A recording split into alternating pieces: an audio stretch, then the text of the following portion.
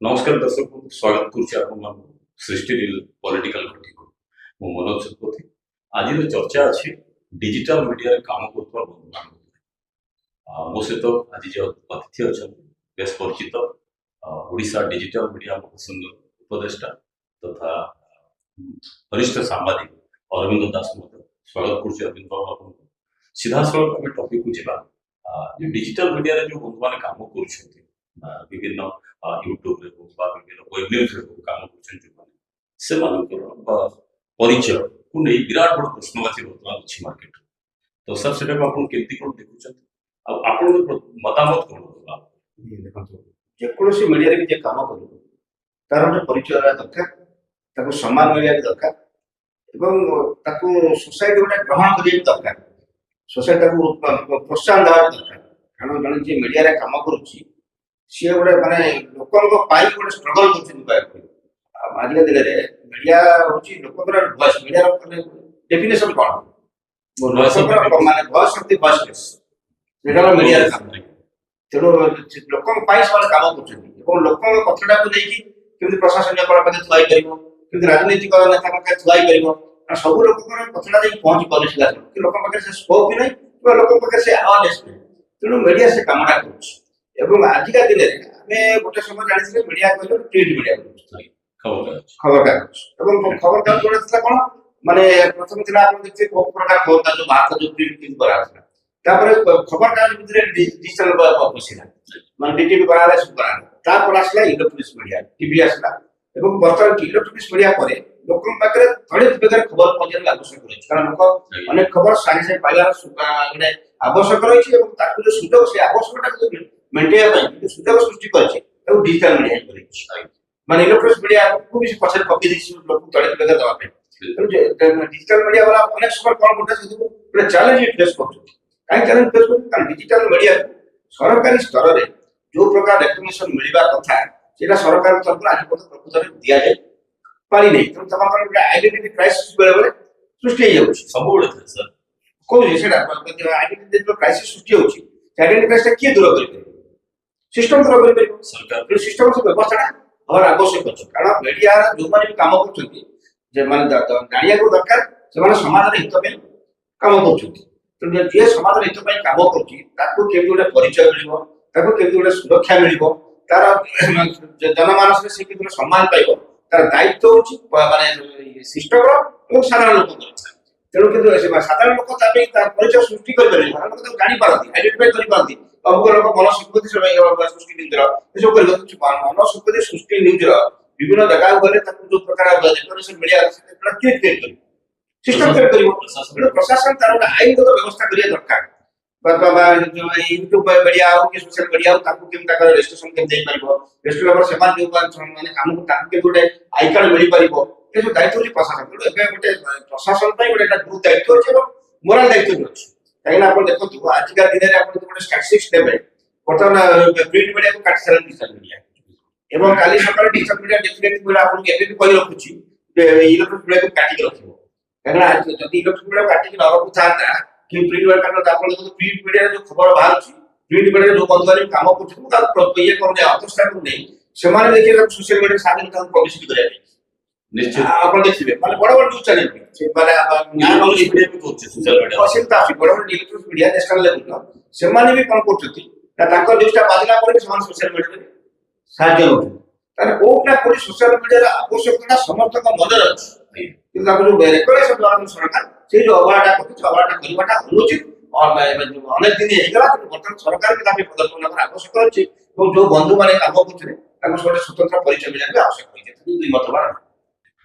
Digital media जो बंधुमान काम कर प्रोज कौन सब अपन केते देउ केते भलो केते खराब नहीं भलो खराबटा पब्लिक असेसमेंट हला एटी आपण जो कला कहले त जर्नलिज्म एथिक्स का कथा को यस सब खाली जर्नलिज्म एनी प्रोफेशन तार एथिक्स अछि एवं तार बाउंड्री अछि बाउंड्री भीतर एथिक्स को रखी की आपण मान काम करे एठी बहुत समय कोन बोले तो सोशल मीडिया बहुत फास्ट मीडिया बहुत करूची से समय आपण कोटा कोटी टिके भी गोड़ फसी जाई पारे आपण तो सेटा हो इंडिविजुअल पर डिपेंड कर तार एथिक्स पर रहया दरकार एवं आपण पर माने जो संस्था करिसंती से संस्था माने जो माने काम करछंती ताको सेही अनुसार ट्रेन करिया दरकार ताको ଯୋଉମାନେ ବି ମାନେ ବିଶେଷ କରି ସୋସିଆଲ ମିଡିଆ ଲାଇନରେ ଆସୁଛନ୍ତି ତାଙ୍କୁ ତା ପୂର୍ବରୁ ଓହ୍ଲାଇବା ପୂର୍ବରୁ ତାଙ୍କର ଟ୍ରେନିଂ ହେବା ଦରକାର, ପ୍ରଶିକ୍ଷଣ ହେବା ଦରକାର, ପ୍ରଶିକ୍ଷଣ ମ୍ୟାଣ୍ଡେଟରୀ ହେବା ଦରକାର ଏବଂ ସେମାନେ କେମିତି ନ୍ୟୁଜଟାକୁ ଆଗକୁ ବଢେଇବେ, କେମିତି ନ୍ୟୁଜଟାକୁ କୋଉ ନ୍ୟୁଜଟାକୁ ଦେବେ, କୋଉ ନ୍ୟୁଜଟାକୁ ଦବା ଧରୁଛି। କାରଣ ଅନେକ ସମୟ ଅଛି ଘଟଣା ଘଟୁଛି, ସେ ଘଟଣାକୁ ଇମିଡିଏଟ ଦିଆଯାଏ ଏଇଥିପାଇଁ ଯେ ପବ୍ଲିକ ପ୍ରୋଭୋକେସନ ଯଦି ନ ହବ। ଆମର ମୂଳ ଉଦ୍ଦେଶ୍ୟ ହଉଛି ପବ୍ଲିକ ପ୍ରୋଭୋକେସନ ନାହିଁ, ପବ୍ଲିକ ବେନିଫିଟ ହବ। ଯୋଉ ଜାଗାରେ ପବ୍ଲିକ ପ୍ରୋଭୋକେସନ ହଉଛି ସେଟା ଆପଣ ଦରକାର ପଡେ ନ୍ୟୁଜଟାକୁ ଟିକେ ସମୟ ସପ୍ରେସ କରିଦେବେ। ଏବଂ ନ୍ୟୁଜର ଏଥିକ୍ସ କହୁଛି ଭଲ ନ୍ୟୁଜଟା କିଛି ସମୟ ଡେରି ହେଇଯିବ କିନ୍ତୁ ଭୁଲ ଖବର ନାହିଁ, ମାନେ ଭୁଲ ଖବର ଆପଣ ଦେଇକି ସାଧାରଣ ଆପଣ ଦର୍ଶକ ମାନଙ୍କୁ ମିସଲିଡ କରାନ୍ତି। ତେଣୁ ଏଇ ସବୁ ଜିନିଷଟା ଯଦି ନୂଆ ପିଲାମାନେ ଆସୁଛନ୍ତି ତାହେଲେ ଅନେକ ସମୟ ଜାଣିପାରୁଛନ୍ତି। ତେଣୁ ଆପଣ ଯେତେବେଳେ ଡିଜିଟାଲ ମହାସଂଘ ରାଜ୍ୟସ୍ତରୀୟ କରିଛନ୍ତି ତେଣୁ ଆପଣଙ୍କର ବି ଏଥିରେ ଗୋଟେ ଗୁରୁ ଦାୟିତ୍ୱ ରହୁଛି। ଯୋଉମାନେ ବି ଆପଣଙ୍କ ସଂସ୍ଥାରେ ଯୋଉମାନେ ସଭ୍ୟ ଅଛନ୍ତି ତାଙ୍କର ଯୋଉମାନେ କାମ କରୁଛନ୍ତି ସେଇମାନଙ୍କୁ ଆପଣ ଗୋଟେ ପ୍ରଶିକ୍ଷଣ ଦେବା ଦାୟିତ୍ୱ ନିଅନ୍ତୁ। ଆପଣ ବିଭିନ୍ନ ଜାଗାରେ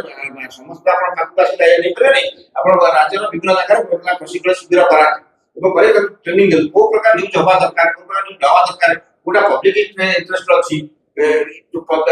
ବେଶୀ ଫୋକସ କରିବା, କାରଣ public interest that to down to people ମାନଙ୍କର ଇଣ୍ଟରେଷ୍ଟ। ଏଟାକୁ ଆପଣ ଗୁରୁତ୍ୱ ଦିଅନ୍ତୁ, ଏଥିକ୍ସଟାକୁ ଫଲୋ କରିବା ପାଇଁ ଆପଣ ଦାୟିତ୍ୱଟା ନିଅନ୍ତୁ। এই ବ୍ୟବସ୍ଥା ଗୋଟେ ଆଇନଗତ ଦିଗ ତ ରହିବା ଉଚିତ ଅଛି, ତାକୁ ଆପଣ କେମିତି ସେଇ କଥାଟା ମୁଁ କହୁଥିଲି ଆପଣଙ୍କୁ, ମାନେ ବ୍ୟବସ୍ଥା ହିଁ ସବୁ ପ୍ରକାର ବାଟ ଫିଟେଇବ। ଆକ୍ଚୁଆଲି ମାନେ ଡିଜିଟାଲ ମିଡିଆର ଆଜିକା ଦିନରେ ଗୋଟେ ସେଇ ପ୍ରକାର ଫ୍ରେମୱାର୍କ କରାହେଇଛି। ଫ୍ରେମୱାର୍କ ଯେତେବେଳେ ନ କରାହେଇଛି ଅନେକ ସମୟରେ ଯୋଉମାନେ ଡିଜିଟାଲ ମିଡିଆରେ କାମ କରୁଛନ୍ତି ସେମାନେ ଭିକ୍ଟିମ ବି ହେଇଯାଉଛନ୍ତି, କାହିଁକି ନା ତାଙ୍କୁ ଆଇନ ସେଠି ପ୍ରୋଟେକ୍ସନ ଦେବା ପାଇଁ ଗୋଟେ ବ୍ୟବସ୍ଥା ନାହିଁ। ଅନେକ ସମୟରେ ଦେଖିବେ ଗୋଟେ ଥିବେ ମାନେ ପ୍ରଶାସନିକ ଅଧିକାରୀ ମାନେ ଥିବେ ସେମାନେ ସହଯୋଗ କରିବା ଚାହାନ୍ତିନି, କାହିଁକି ନା ଆପଣ ଯେତେବେଳେ ମିଡିଆରେ କାମ କରୁଛନ୍ତି ଆପଣଙ୍କର ନିଜର କାମ କଣ ହଉଛି ମାନେ ପ୍ରଶାସନିକ ବ୍ୟବସ୍ଥା ଭିତରେ କଣ ସବୁ ମାନେ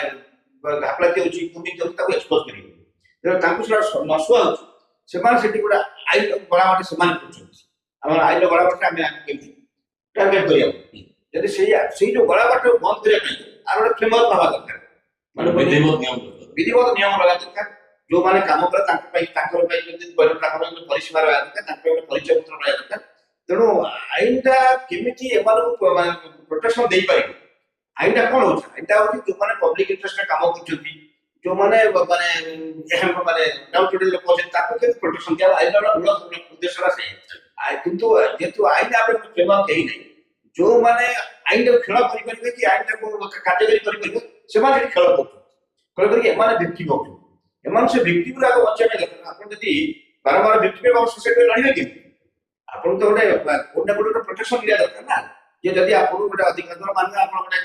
ପ୍ରଶାସନିକ ଅଧିକାରୀ ପାଇଁ ଗଲେ, ଯଦି ଆପଣ ସେଇ ସମୟରେ ପ୍ରପର ନ୍ୟୁଜ ନଦେଲା କି ଆଇନଗତ ଦୃଷ୍ଟିରୁ ଆପଣ ଅଦରାଇ ଭିକ୍ଟିମ କଲା, ଆପଣ କୋଉଠି ଯାଇ ଲଢିବେ?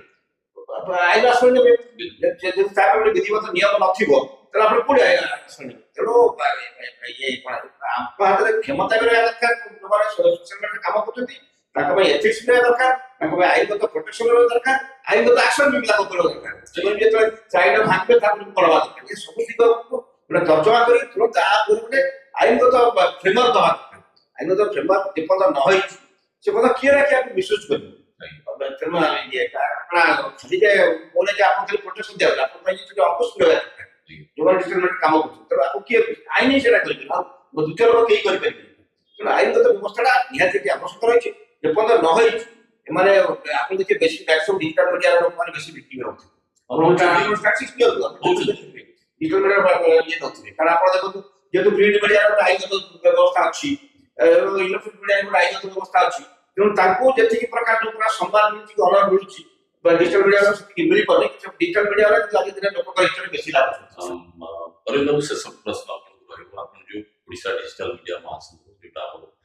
ଡିଜିଟାଲ ମିଡିଆ ଆକ୍ଟିଭିଷ୍ଟ ମାନେ କରିଛନ୍ତି, ସେଥିରେ ଆପଣ ଉପଦେଷ୍ଟା ଭାବରେ ଅଛନ୍ତି, ମେଣ୍ଟର ହିସାବରେ ଅଛନ୍ତି, ଗାଇଡ କରୁଛନ୍ତି ଆମମାନଙ୍କୁ, ସେଇ ଯୋଉ ସଦସ୍ୟ ମାନେ ଅଛନ୍ତି ଆମ ଓଡ଼ିଶା ଡିଜିଟାଲ ମିଡିଆ ମହାସଂଘରେ ସେମାନଙ୍କୁ ଆପଣଙ୍କର କଣ ସେମାନେ ତ ଡେଫିନେଟଲି ଆପଣ ମୁକ୍ତି କରିବା ଷ୍ଟ୍ରଗଲ କରୁଛନ୍ତି, ଦେ ଆର୍ ଷ୍ଟ୍ରଗଲିଂ, କିନ୍ତୁ ଷ୍ଟ୍ରଗଲ କରିବା ସତ୍ତ୍ୱେ ବି ଲୋକଙ୍କ ପାଇଁ କାମ କରିବାର କମିଟମେଣ୍ଟ ଦୂରେଇ ନାହାନ୍ତି। ତେଣୁ ମାନେ ସେମାନେ ଅନ୍ତଷ୍ଟ ହେବା ପୂର୍ବରୁ ତାଙ୍କୁ ସୁରକ୍ଷା ଦେବାର ସମୟ ଆସିଛି ଏବଂ ସୁରକ୍ଷା ଦେବା ପାଇଁ ଡିଜିଟାଲ ମିଡିଆ ତାର ନେତୃତ୍ୱ ବର୍ତ୍ତମାନ ନେଇଛି, ସେଟା ସ୍ୱାଗତିକ ପଦକ୍ଷେପ ଏବଂ ସେଇ ନେତୃତ୍ୱଟା କେମିତି ତାଙ୍କ ଇଣ୍ଟରେଷ୍ଟ ଆହୁରି ଅଧିକ କାମ ଲାଗିବ ତା ପାଇଁ ପଦକ୍ଷେପ ନେବା ଦରକାର ଅଛି। ଏବଂ ଏଠି ରାଜ୍ୟ ସରକାର ପାଖରେ ଗୋଟେ ପ୍ଲାଟଫର୍ମ ଯାହା ଅଛି, ଗୋଟେ ଆମେ ଓଡ଼ିଶା ଡିଜିଟାଲ ମିଡିଆ ସାଙ୍ଗରେ ଆଲୋଚନା କଲେ ଆମେ ଅନେକ ମାନେ ସୋସିଆଲ ମିଡିଆକୁ ସାଙ୍ଗରେ ଆମ ଖର୍ଚ୍ଚ ଦେଇପାରିବ ଓ ତାଙ୍କ ସମସ୍ୟା ଦୂର କରିବ। এই ମାନସିକତା ରାଜ୍ୟ ସରକାରଙ୍କୁ ରହିବା ଦରକାର ଏବଂ ତାଙ୍କ ପାଖରୁ ଗୋଟେ ପ୍ଲାଟଫର୍ମ ଓପନ ହେବା ଦରକାର। ଆମେ କିନ୍ତୁ ଆଲୋଚନା କରି କ'ଣ ଗୋଟେ ବାଟ ବାହାର କରିବା ଆମ ବୁଝାମଣା କରି କ'ଣ ଗୋଟେ ବାଟ ବାହାର କରିବା ଯୋଉଥିରେ କି ଏମାନେ ବି ମାନେ ସରକାରଙ୍କ ହିତରେ ବି କାମ କରିପାରିବେ ଲୋକଙ୍କ ଭିତରେ ବି କାମ କରିପାରିବେ। କାରଣ ଡିଜିଟାଲ ମିଡିଆର କାମ ହଉଛି ସରକାରଙ୍କ ଭଲ କାମକୁ ପ୍ରଶଂସା କରୁ ଲୋକଙ୍କର ହିତ ପାଇଁ ବି ସରକାର ପାଖରେ ତଥ୍ୟ ରଖୁ ଖାଲି ଯେ ମିଡିଆର ବେସିକ କନସେପ୍ଟ ହଉଛି ଆସ୍କ କ୍ୱେଶ୍ଚନ ସିଷ୍ଟମ ସିଷ୍ଟମ ଯୋଉଠି ଭୁଲ କରୁଛି ସେଟା କ୍ଲୋଜିଂ କରିବା ଦରକାର ଏଇଥିପାଇଁ ଦରକାର ସରକାରଙ୍କୁ ବଦନାମ କରିବା ପାଇଁ ନୁହଁ ସରକାରଙ୍କୁ ସୁଧାରିବା ପାଇଁ ସରକାର ଏଠୁ ଲୋକମାନେ ଟିକେ ସଂକୀର୍ଣ୍ଣ ମନ ଦେଇକି ଆମକୁ ବଦନାମ କରିବା ପାଇଁ କରୁଛନ୍ତି ସେଇମାନେ ବାହାରି ବ୍ରଡ ମାଇଣ୍ଡ ଆସିବେ ଆମର ଏ ଭୁଲଟା ସେ ସୁଚେଇ ଦେଲେ ମାନେ ଆମେ ସେଟା ସୁଧାରି ଦେବା ଦରକାର ଲୋକ ସେଇମାନେ ସବୁ ସମାନିବା ଆସିବା ଦରକାର ଏବଂ ଓଡ଼ିଶା ଡିଜିଟାଲ ମିଡିଆ ସେମାନେ କନସିଡରେସନ ନେଇକି ଗୋଟେ ଆଲୋଚନା କରିବା ଦରକାର ଯେ ଓଡ଼ିଶା ଡିଜିଟାଲ ମିଡିଆ ସବୁ ଜାଗାରେ କୋଟି ଓଡ଼ିଶାର 30ଟା ଜିଲ୍ଲାରେ ଅଛି ତେଣୁ କେମିତି ଆମେ ତାକୁ ଗୋଟେ ଲିଗାଲ ସେଫ୍ ଦେଇପାରିବା ତା ପାଇଁ ସରକାରଙ୍କ ପ୍ରତି ମଧ୍ୟ ମାନେ କବାଟ ଖୋଲା ରହିବା ଦରକାର ଏବଂ ଆପଣ ସେଇ କବାଟ ଖୋଲାରେ ନେଇକି ଗୋଟେ ଆଲୋଚନାର ବାତାବରଣ ସୃଷ୍ଟି କରିବା ଆବଶ୍ୟକ ଧନ୍ୟବାଦ ଅରବିନ୍ଦ ବାବୁ। ଆଗାମୀ ଦିନରେ ଓଡ଼ିଶା ଡିଜିଟାଲ ମିଡିଆ ମହାସଂଘ କେମିତି ତାର ଦାୟିତ୍ୱ ନିର୍ବାହ କରିବ ତାର ଯୋଉ କାର୍ଯ୍ୟକର୍ତ୍ତା ମାନେ ଅଛନ୍ତି ସେମାନଙ୍କୁ ଜଷ୍ଟିସ କେମିତି ମିଳିବ ତାଙ୍କୁ ପରିଚୟ କେମିତି ମିଳିବ ଏ ସବୁ ଯୋଉ କଥା ଅଛି ଏସବୁ କଥାକୁ ନେଇ କେମିତି ଆଗେଇ ଯିବ ଏଥିକାଲ ଜର୍ଣ୍ଣାଲିଜିମ କେମିତି ସେମାନେ କରିବେ ସେମାନଙ୍କୁ କେମିତି ଟ୍ରେନିଂ ଦିଆଯିବ ଏବଂ ତାଙ୍କୁ ଅଧିକ ଶିକ୍ଷିତ କରାଯାଏ କେମିତି ସମାଜର ବେଟରମେଣ୍ଟ ପାଇଁ ଲଗାଯିବ ତ ସେ ବିଷୟରେ ଅରବିନ୍ଦ ବାବୁଙ୍କ ସହିତ ଚର୍ଚ୍ଚା କରୁଥିଲେ। ଏଇଭଳି ଆହୁରି ଅଲଗା ଅଲଗା ଟପିକ ନେଇ ଆମେ ପୁଣି ଆପଣଙ୍କ ପାଖକୁ ଆସିବୁ। ଆଜିର ଚର୍ଚ୍ଚାକୁ ଏଠି ରଖୁଛୁ। ଧନ୍ୟବାଦ, ନମସ୍କାର।